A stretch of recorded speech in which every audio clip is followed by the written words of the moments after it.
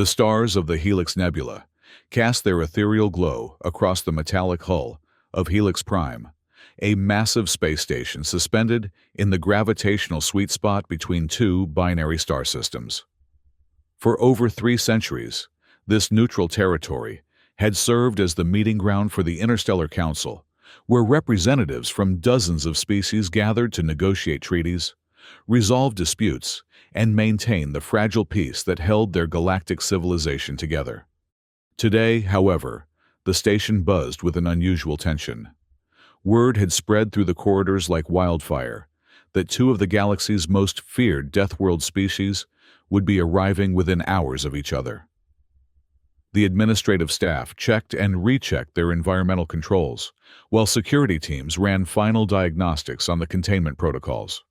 Even the most seasoned diplomats felt their hearts race at the prospect of witnessing what many believed would be an inevitable confrontation. The first to arrive were the Zarathi, emerging from a sleek vessel that looked more like a living organism than a spacecraft. Its biometallic hull gleamed with an oily sheen, occasionally rippling as if breathing. From within its depths emerged Ambassador Kethvar, a towering figure encased in what appeared to be naturally grown armor plating. The Zarathi's exoskeleton was a marvel of biological engineering, forged in the crushing depths of their homeworld's acidic oceans, where atmospheric pressure could liquefy most known metals. Each plate of bone-like armor was seamlessly integrated with the next, creating a living fortress that had evolved over millions of years to survive in environments that would dissolve most other life forms within seconds. Kethvar moved with the deliberate grace of a predator, each step calculated and purposeful. Through the translucent sections of their facial armor, bioluminescent patterns pulsed in rhythmic sequences, a form of emotional expression that few non-Zarathi understood. The ambassador's breathing apparatus, a complex network of filtration chambers built into their chest cavity, processed the station's atmosphere with mechanical precision. To the Zarathi, the carefully maintained environment of Helix Prime felt almost sterile, lacking the chemical complexity of their homeworld's caustic atmosphere. "Docking Bay 7 is secure," reported Station Coordinator Mills through the intercom, his voice betraying the slightest tremor of nervousness. "Zarathi delegation has boarded successfully. All environmental seals are holding." Less than 2 hours later, the second arrival sent tremors through the station's superstructure. The pyrothane vessel materialized from a controlled hyperspace jump, its hull radiating heat signatures that forced the station's thermal management systems to work overtime. Unlike the organic curves of the Zarathi ship, this craft was all brutal angles and industrial efficiency, its surface covered in what looked like massive heat dissipation fins and radiation venting systems. Ambassador Therix disembarked in a cloud of superheated steam, their form barely visible through the thermal distortion. The pyrothane's body was a living furnace covered in naturally occurring thermal spines that glowed cherry red in the dim light of the docking bay. Each spine was actually a sophisticated heat regulation system, capable of absorbing and redistributing thermal energy across their entire physiology. Their homeworld orbited dangerously close to a variable star bathed in levels of radiation that would cook most organic life in minutes. The pyrothane had not merely adapted to this environment. They had learned to thrive in it, using the deadly radiation as an energy source for their unique metabolism. Temperature in docking bay. 12 is climbing, announced a technician, sweat beading on his forehead despite the environmental suits worn by all station personnel in that section. Pyrothane delegation has arrived, initiating enhanced cooling protocols. Therix moved through the corridors with fluid efficiency, their thermal spines automatically adjusting to prevent damage to the station's infrastructure. The ambassador's eyes were like miniature stars, burning with an inner fire that spoke of a species forged in the heart of cosmic violence. Unlike the measured movements of the Zarathi, Therix exhibited a constant, barely contained energy, as if their very presence was too much for the mundane reality of peaceful space. The two delegations were assigned quarters on opposite sides of the station, a precaution that Station Coordinator Mills had implemented after consulting the extensive database of interspecies incidents. Both the Zarathi and Pyrothane were classified as Deathworld species, a designation reserved for civilizations that had evolved on planets so hostile that their mere survival required capabilities that other species found terrifying. The unspoken rule in galactic diplomacy was that when two Deathworld species met, everyone else cleared the area. Dr. Elena Vasquez, the station's chief xenobiologist, watched the feeds from both docking bays with professional fascination. "Remarkable," she murmured to her assistant. "The Zarathi have evolved perfect integration between organic tissue and metallic compounds, while the Pyrothane have achieved a form of controlled nuclear metabolism. Both species represent the absolute pinnacle of evolutionary adaptation to extreme environments." "Are they really as dangerous as the reports suggest?" asked her assistant, a young researcher named Jamie, who had never encountered a Deathworld species in person. Dr. Vasquez paused before answering. "Dangerous is the wrong word," she said finally. "They're survivalists. Everything about their biology, their culture, their thinking is oriented around overcoming impossible odds. The problem is that what they consider normal challenges would kill the rest of us instantly." The first sign of trouble came during what should have been a routine docking procedure. Both delegations had been assigned berths in the station's high-security section, where environmental controls could be fine-tuned for each species' specific needs. However, a clerical error in the station's automated systems had assigned both vessels to adjacent berths with their airlocks facing each other across a narrow maintenance corridor. Kethvar emerged from their ship first, expecting to find a clear path to the main diplomatic quarters.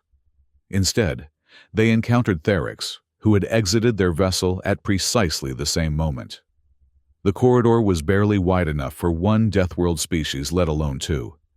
"You block the path, thermal entity," Kethvar stated, their voice carrying the weight of ocean depths and grinding tectonic plates. The Zarathi's bioluminescent patterns shifted to deep amber, a clear sign of irritation in their species' emotional spectrum. Therix's thermal spines flared brighter, casting dancing shadows on the corridor walls. "I arrived first, Shell Dweller. Your sensors must be as slow as your movement." The Pyrothane's words came with small puffs of superheated gas visible in the cooler station atmosphere. Neither ambassador moved. In the cultures of both species, yielding ground was tantamount to admitting weakness, and weakness in a Deathworld environment meant death. They stood locked in a contest of wills, two evolutionary pinnacles faced with an impossible choice: back down or escalate. Station Coordinator Mills watched the standoff through security feeds, his palms growing sweaty despite the climate-controlled bridge. "This is exactly what I was afraid of," he muttered, reaching for the emergency protocols manual. "Security teams to Corridor C7, but maintain safe distance. Do not engage unless there's imminent threat to station integrity." The standoff lasted 47 minutes. Neither ambassador spoke. Neither moved more than necessary to maintain their position. The corridor's atmospheric processors worked overtime as the temperature differential between the two species created dangerous thermal stress on the bulkheads. Finally, Coordinator Mills made the decision that would change everything. "Attention all diplomatic personnel." His voice echoed through the station's public address system. "Due to unprecedented circumstances, the Interstellar Council hereby invokes Protocol 7 trial by ordeal. When two Deathworld species cannot resolve territorial disputes through conventional diplomacy, the matter shall be settled through the ancient right of survival challenge." In the corridor, both ambassadors looked up at the speakers with surprise. Protocol 7 was a relic from the early days of galactic expansion, when Deathworld species were first encountered, and traditional diplomatic methods proved insufficient. It hadn't been invoked in over a century. The challenge will consist of a series of environmental trials designed to test the survival capabilities that define your respective species. Mills continued consulting notes hastily prepared by the diplomatic corps. The species that demonstrate superior adaptability and resilience will be granted recognition as the primary Deathworld civilization, with all associated privileges and responsibilities. Kethvar's armor plates shifted with what might have been amusement. "Acceptable," they rumbled. The children of the acid seas have never retreated from a challenge. Therix's thermal output increased, causing nearby wall panels to begin radiating heat. "Let the trial begin," they hissed. The Forge-born fear no test of endurance. Dr. Vasquez found herself appointed as the chief scientific advisor for the trials, a position she accepted with equal parts excitement and terror. "We'll need to design challenges that push both species to their limits, without actually killing them," she explained to the hastily assembled team of engineers and safety specialists. The Zarathi thrive in acidic high-pressure environments with complex chemical compositions. The pyrothane require intense heat and radiation levels. We need to find ways to test both simultaneously. The first trial was set for the station's environmental testing laboratory, a massive facility originally designed for studying extreme planetary conditions. Teams of engineers worked around the clock to modify the chambers, installing both acid-resistant materials and thermal regulation systems capable of handling pyrothane-level heat output. "We're essentially creating a hybrid environment that would be lethal to 99% of known life forms," Dr. Vasquez reported to Coordinator Mills. "The Zarathi will face temperatures that could melt their armor, while the pyrothane will encounter chemical corrosives that could eat through their thermal regulation systems. Either species could theoretically survive the individual components, but the combination—" "That's the point," Mills replied grimly. "This isn't about finding a winner. It's about forcing them to recognize each other's capabilities." The trials began with what was euphemistically called the Pressure Gradient Challenge. The testing chamber was divided into zones of increasing environmental hostility.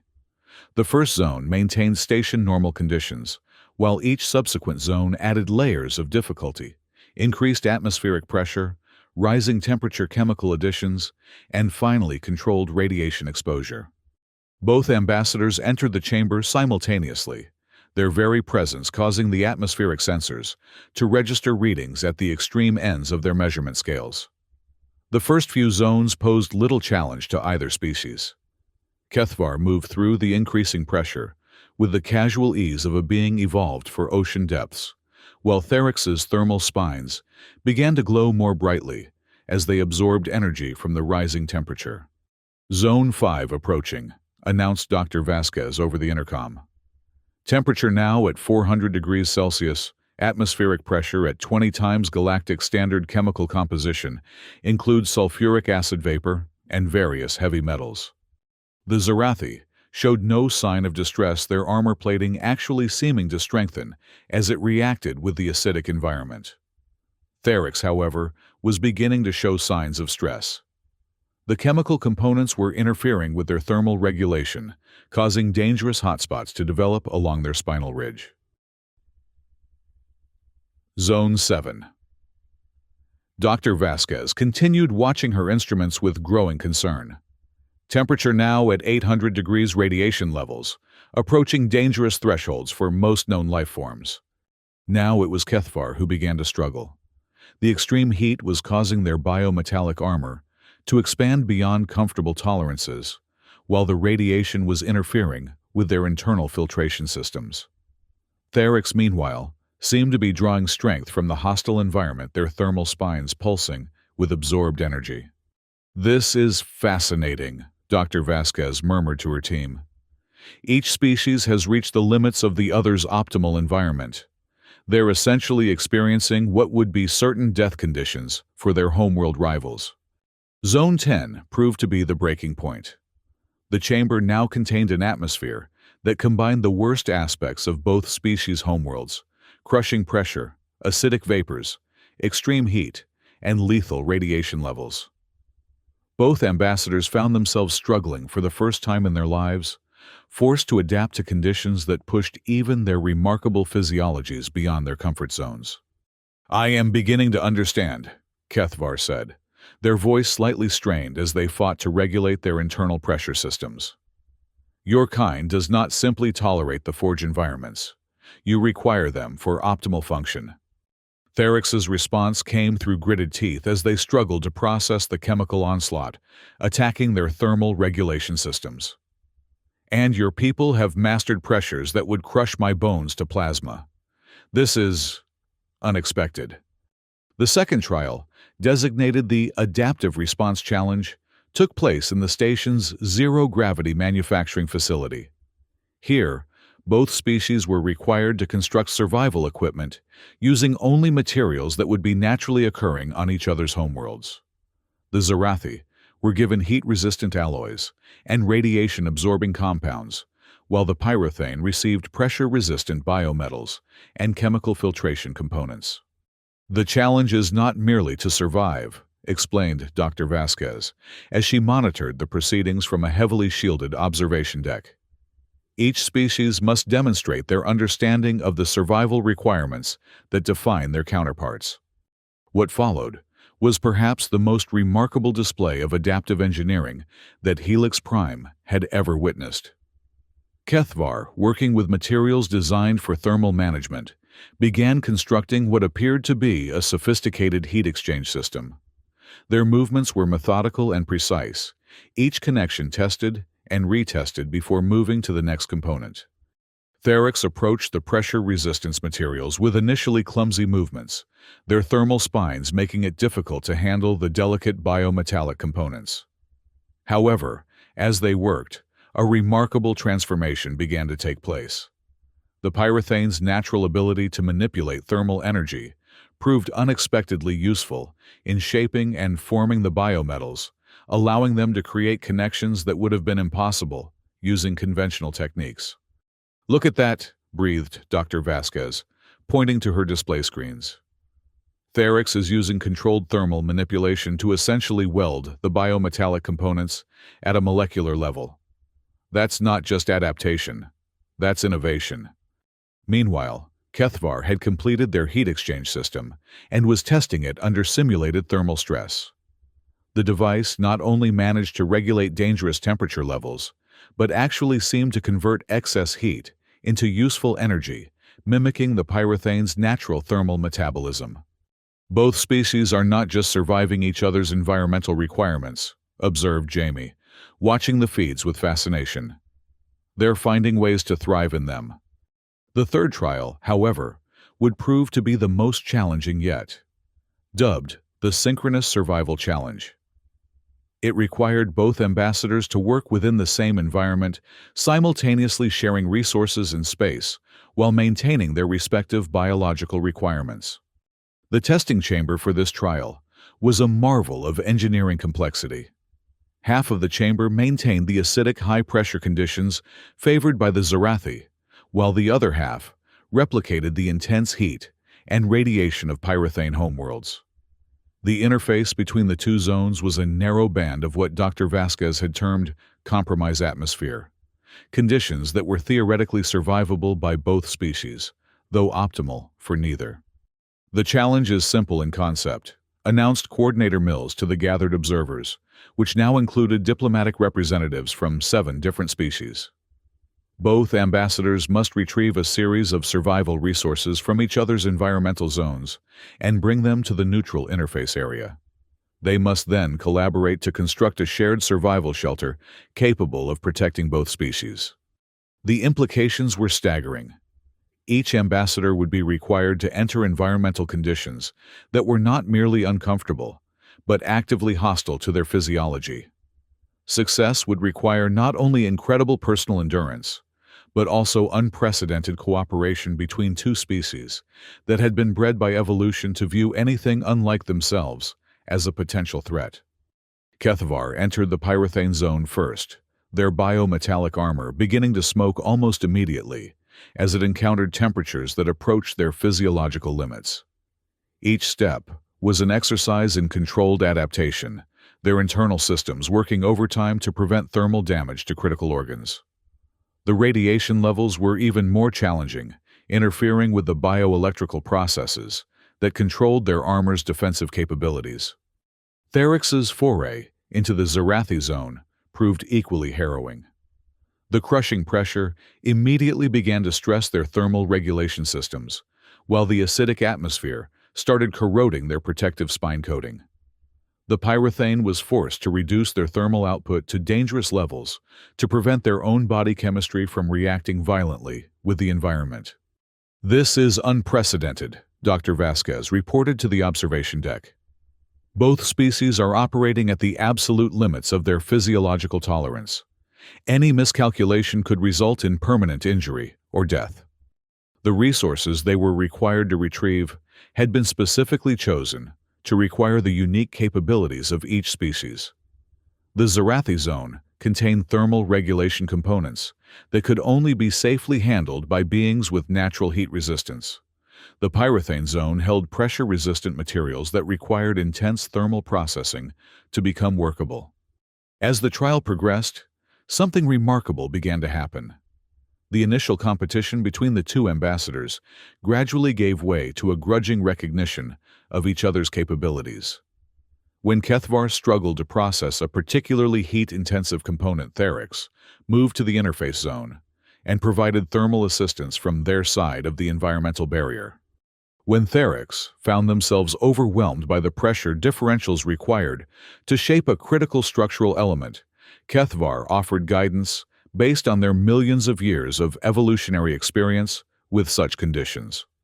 "They're starting to communicate," observed Dr. Martinez, the station's chief psychologist, who had been monitoring the behavioral aspects of the trial. "Look at their body language. The competitive posturing is being replaced by cooperative problem-solving." The turning point came when a critical system failure in the chamber's environmental controls threatened to destabilize both environmental zones. Alarms blared throughout the facility as the barrier between the Zarathi and pyrethane environments began to break down, creating a chaotic mixture of conditions that was lethal to both species. "Emergency evacuation protocols," shouted Coordinator Mills. "Get them out of there." But neither ambassador moved toward the emergency exits. Instead, they rushed toward each other, meeting at the interface zone, as the environmental chaos swirled around them. Working together with desperate efficiency, they began reconfiguring the partially completed survival shelter, combining their respective technologies in ways that neither had originally intended. Kethvar's biometallic components designed for pressure resistance were rapidly modified by Therix's thermal manipulation to create heat-resistant seals. Therix's thermal regulation systems were integrated with Kethvar's chemical filtration technology to create a hybrid life support system. The resulting structure was neither fully Zarathi nor fully pyrethane in design, but something entirely new, a survival system that could protect both species simultaneously. As the environmental chaos subsided and normal atmospheric conditions were restored, both ambassadors found themselves sealed within their improvised shelter, alive and relatively unharmed, despite having survived conditions that should have been fatal to both their species. "Remarkable," breathed Dr. Vasquez as the chamber's sensors registered normal readings. "They didn't just survive. They created something that neither species could have built alone." The final trial, however, would test more than just their survival capabilities. The maze of mixed environments was a complex three-dimensional structure that combined every environmental challenge that Helix Prime could safely generate. Sections of intense heat were followed by areas of crushing pressure zones of acidic atmosphere neighbored regions of lethal radiation. The maze was designed to be theoretically navigable by either species, but only if they could maintain perfect adaptation throughout the constantly changing conditions. "The final challenge," announced Coordinator Mills, his voice carrying the weight of an ancient ritual, "will determine not which species is superior, but which is capable of growth beyond their evolutionary boundaries." Both ambassadors entered the maze separately, each following a different path through the complex structure. The early sections played to their respective strengths, allowing them to build confidence and momentum. Kethvar moved through the pressure-intensive areas with the grace of a being born to ocean depths, while Therix navigated the thermal zones with the casual ease of a starborn species. The maze's true challenge, however, lay in its later sections, where the paths began to converge, and the environmental conditions became increasingly complex. Zones that combined multiple hostile factors in ways that had never occurred naturally on either homeworld. Areas where the very air was both acidic and superheated, where crushing pressure was combined with lethal radiation levels. It was in these convergence zones that both ambassadors began to struggle. Kethvar found their biometallic armor failing under the combined stress of thermal expansion and chemical corrosion. Theryx discovered that their thermal regulation systems could not cope with simultaneous pressure stress and radiation interference. The maze's central chamber presented the ultimate challenge, a spherical room where all environmental factors were present, simultaneously creating conditions that were beyond the survival capabilities of either species alone. The chamber's only exit was sealed by a mechanism that required two different types of energy input: the precise pressure modulation that was second nature to the Zarathi, and the controlled thermal output that defined pyrothane technology. Kethvar reached the chamber.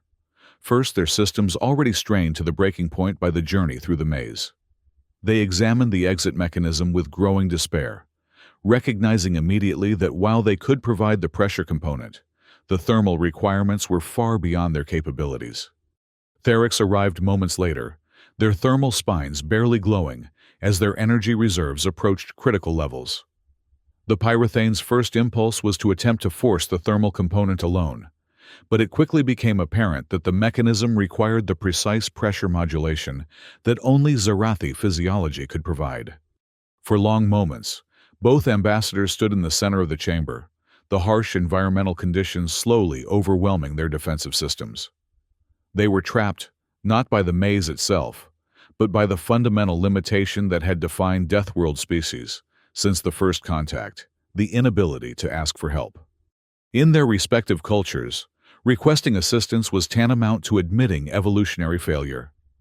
Deathworld species survived because they required no one and nothing beyond their own capabilities. To ask for help was to acknowledge weakness, and weakness in a Deathworld environment meant death for not just the individual, but potentially for their entire genetic line. The chamber's environmental systems intensified, pushing both ambassadors toward the absolute limits of their endurance. Kethvar's armor began to pit and crack under the combined assault of heat and chemical corrosion. Theryx's thermal regulation started to fail, causing dangerous energy buildups that threatened to trigger a catastrophic system overload. It was Kethvar who spoke first, their voice barely audible over the howling of the chamber's atmospheric processors. "Thermal entity, Theryx, I cannot complete this challenge alone." The words hung in the superheated acidic air, like a physical presence. In the entire recorded history of the Zarathi species, no member had ever publicly acknowledged inability to overcome an environmental challenge. The admission sent ripples through not just the immediate situation, but through the very foundations of Deathworld cultural identity. Theryx's response came after a long pause, their thermal spines flickering with emotional turmoil. "Shell dweller, Kethvar, nor can I. Perhaps our kind have more to learn than we believed." What happened next would be studied by xenosociologists for generations. Two species that had been shaped by millions of years of evolutionary pressure to be completely self-reliant began to work together, not out of convenience or tactical advantage, but out of recognition that their individual limitations could be overcome through cooperation. Kethvar positioned themselves at the exit mechanism's pressure interface, their biometallic armor extending sensor filaments to read the precise force requirements. Theryx aligned their thermal output systems with the mechanism's energy receptors, carefully modulating their output to match the required specifications. "Now," said Kethvar, beginning the precise pressure sequence that their species had used for millennia to navigate their homeworld's crushing ocean depths. "Together," agreed Theryx, channeling thermal energy in patterns that had been perfected in the forge heat of their homeworld's stellar radiation. The exit mechanism responded immediately, recognizing the dual input and beginning its unlocking sequence. But the maze's designers had included one final challenge: the mechanism required, not just the individual capabilities of each species, but their perfect synchronization. Any variation in timing would reset the system and force them to begin again. As the environmental conditions in the chamber reached truly dangerous levels, both ambassadors found themselves required to trust completely in their counterparts' abilities. Kethvar had to maintain their pressure sequence without being able to directly observe Therix's thermal output. Therix had to modulate their energy with perfect timing, while unable to directly sense Kethvar's pressure readings. The exit mechanism's final stage activated with a resonant chime that somehow cut through the chaos of the chamber's hostile atmosphere. The sealed doorway began to iris open, revealing the blessed normalcy of the maze's exit corridor beyond. Both ambassadors stumbled through the doorway together, their systems pushed beyond any previous limits. As the chamber sealed behind them, they found themselves in a simple corridor with normal atmospheric conditions. The harshness of the trial suddenly replaced by the mundane reality of station life. They stood there for long moments, neither speaking, both trying to process what had just occurred. They had survived not through the individual excellence that defined their species, but through something entirely unprecedented: mutual dependence. In our language, Kethvar said finally, their biometallic armor still showing the scars of thermal and chemical damage, there is no word for partnership between equals. Our concepts of cooperation assume hierarchy, dominance, submission. Therix's thermal spines had dimmed to their lowest sustainable level, evidence of how much energy the trial had cost them. My kind has phrases for temporary alliance, for tactical cooperation, but nothing that describes what we have just accomplished. Dr. Vasquez watched the post-trial medical scans with professional fascination. Both ambassadors had pushed their physiological systems to the absolute limits of endurance, yet somehow both were not only intact, but showed signs of adaptation that went beyond their species' normal parameters. It's as if the trial forced them to evolve in real time, she explained to Coordinator Mills. The Zarathi ambassador is showing improved thermal tolerance, while the Pyrothane has developed enhanced pressure resistance. Not just behavioral adaptation, but actual physiological changes. The implications were staggering. If Deathworld species could adapt to each other's environmental requirements through cooperation rather than competition, it opened possibilities that had never been considered in the hundreds of years since first contact. The formal conclusion of the trials took place in Helix Prime's Grand Assembly Chamber, a vast spherical space designed to accommodate the environmental needs of dozens of different species simultaneously. Representatives from across the galaxy had gathered to witness the resolution of what many had expected to be a destructive conflict between two of the most feared civilizations in known space. Coordinator Mills stood at the central podium, consulting the ancient protocols that govern such proceedings. After extensive deliberation and consultation with xenobiological experts, the Interstellar Council has reached its decision regarding the trials between the Zarathi and Pyrothane delegations. The chamber fell silent, the anticipation palpable among the gathered diplomatic corps. The trials have demonstrated that the question of supremacy between Deathworld species is fundamentally flawed, Mills continued. Rather than revealing a hierarchy of survival capability, the challenges have shown that the greatest strength lies not in individual resilience, but in the ability to transcend evolutionary limitations through cooperation. Kethvar and Therix had been given seats at the center of the assembly, their respective environmental requirements accommodated by the chamber's sophisticated life support systems. Both ambassadors listened to the proceedings, with expressions that their respective species might have identified as thoughtful contemplation. Therefore, Mills announced, the Interstellar Council hereby establishes the Deathworld Alliance Protocol, recognizing both the Zarathi and Pyrothane civilizations as co-equal partners in a new category of galactic citizenship. The assembled representatives erupted in a mixture of surprised murmurs and diplomatic applause. The concept of Deathworld species forming alliances, rather than competing for dominance, was unprecedented in galactic history. Furthermore, Mills continued as the noise subsided. The Council formally requests that both species consider establishing joint research initiatives to explore the possibilities of cooperative survival technologies. The innovations demonstrated during the trials suggest applications that could benefit the entire galactic community. Dr. Vasquez found herself appointed as the head of the new Cooperative Survival Research Division, a position that would require her to work directly with both Zarathi and Pyrothane scientists. The prospect was both thrilling and terrifying. "We're essentially starting from scratch," she explained to her expanded research team during their first meeting. "Neither species has ever approached survival technology from a cooperative standpoint. We're not just developing new equipment. We're creating entirely new paradigms for how Deathworld species interact with their environments." The first joint research session took place in a specially constructed laboratory that maintained both Zarathi and Pyrothane environmental requirements in adjacent chambers, connected by a collaborative workspace. Watching Zarathi bioengineers work alongside Pyrothane thermal specialists proved to be an education in the power of diverse perspectives. "Your pressure adaptation techniques could revolutionize our thermal regulation systems," observed Therix during one particularly productive session.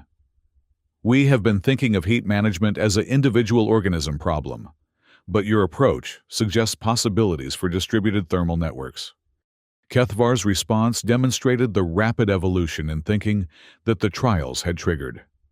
"And your energy conversion methods could solve efficiency problems that have limited our biometallic development for millennia. Perhaps the key to advancement lies not in perfecting our individual capabilities, but in learning from capabilities we have never possessed." The research collaborations quickly began producing results that neither species could have achieved alone. Hybrid technologies that combined Zarathi biometallurgy with Pyrothane thermal engineering. Environmental adaptation systems that could function across a broader range of conditions than either species had previously thought possible. More importantly, the psychological barriers that had defined Deathworld culture began to evolve. Young members of both species, inspired by the success of the ambassador trials, began requesting opportunities for cross-cultural exchanges. The first Zarathi delegation to visit a Pyrothane research facility returned with revolutionary ideas about thermal applications for biometallic systems. Pyrothane students studying Zarathi pressure adaptation techniques developed new approaches to radiation shielding that significantly improved their species' space travel capabilities. "We're witnessing the birth of a new form of civilization," Dr. Vasquez noted in her research logs 6 months after the trials. "Not just alliance or cooperation, but genuine integration of capabilities that were previously thought to be mutually exclusive." The success of the Deathworld Alliance Protocol began to attract attention from other extreme environment species throughout the galaxy. The Cryothane, who had evolved in the frozen methane storms of rogue planets, expressed interest in learning Pyrothane thermal regulation techniques. The Null swimmers, adapted to the vacuum conditions found in asteroid belts, wanted to study Zarathi pressure management systems. Within 2 years, what had started as a territorial dispute between two species had evolved into a galactic movement toward cooperative survival technology. The Helix Prime Station found itself transformed from a neutral meeting ground into the center of a new field of scientific research that promised to revolutionize how civilization approached hostile environments. Kethvar and Therix, meanwhile, had developed what could only be described as a friendship based on mutual respect for capabilities that neither fully possessed. Their regular meetings, originally scheduled for diplomatic coordination, had evolved into collaborative problem-solving sessions that consistently produced innovations neither could have developed alone. "I have been thinking," Kethvar said during one such session, their bioluminescent patterns showing the complex emotional mixture that their species associated with deep contemplation. "Our peoples have always defined strength as the ability to survive alone. But perhaps true strength lies in the ability to enhance others' survival while expanding our own capabilities. Therix's thermal spines pulsed with agreeable energy patterns. The greatest adaptation may be the willingness to adapt beyond our original nature. We have spent so long proving we need no one that we never discovered what we might accomplish together. The conversation was interrupted by an emergency alert from the station's communication center. A distress signal had been received from a survey team trapped on a planet whose environment combined the worst aspects of multiple hostile worlds: crushing pressure, extreme temperatures, acidic atmosphere, and dangerous radiation levels. Under the old paradigms, such a rescue would have been impossible. No single species possessed the environmental tolerance necessary to survive such conditions long enough to mount a rescue operation. But the technologies developed through the Deathworld Alliance protocol had created new possibilities. Joint Rescue Mission suggested Therix, their thermal spines already beginning to glow with anticipation. Combined Capabilities Deployment agreed Kethvar, their armor plates shifting to accommodate the rapid physiological changes that accompanied their species' preparation for extreme environmental challenge. The rescue operation became a proving ground for everything the Alliance had learned about cooperative survival. Zarathi biometallic systems provided pressure resistance and chemical protection, while pyrothane thermal regulation managed the extreme temperature variations. More importantly, the psychological integration that had begun with the trials allowed both species to function as a unified team rather than competing individuals. The trapped survey team was successfully retrieved within 18 hours, a time frame that represented a significant improvement over any previous rescue operation in such extreme conditions.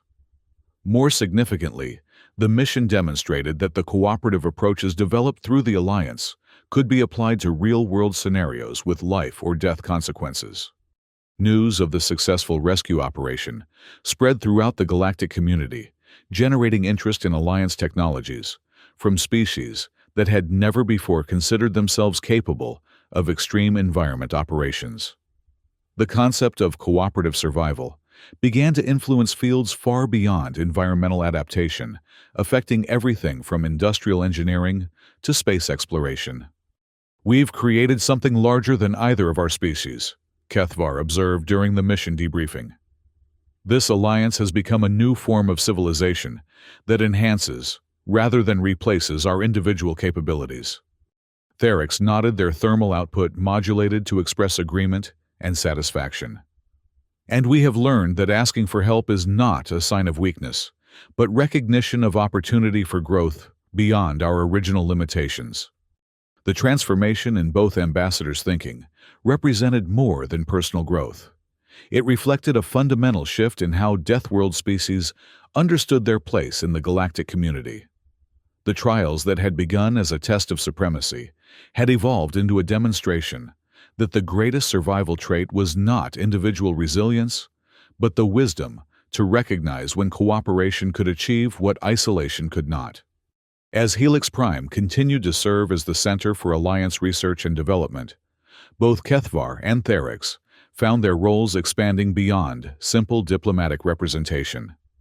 They had become symbols of a new paradigm in interspecies relations, proof that even the most seemingly incompatible civilizations could find common ground in shared challenges. The station's corridors, once tense with the anticipation of conflict between Deathworld species, now bustled with the energy of collaborative innovation. Research teams that included members from dozens of different species worked alongside Zarathi and pyrothane specialists, developing technologies that promised to expand the boundaries of habitable space throughout the galaxy. Dr. Vasquez, reflecting on the journey from territorial dispute to galactic cooperation, often returned to the moment when both ambassadors had acknowledged their need for assistance. That single instant of humility had transformed not just two individuals, but had opened possibilities that were reshaping civilization itself. The greatest discovery, she noted in her final report on the trials, was not that Deathworld species could work together, but that the act of asking for help could be itself a form of strength. When survival is no longer a solitary struggle, it becomes an opportunity for growth that benefits everyone.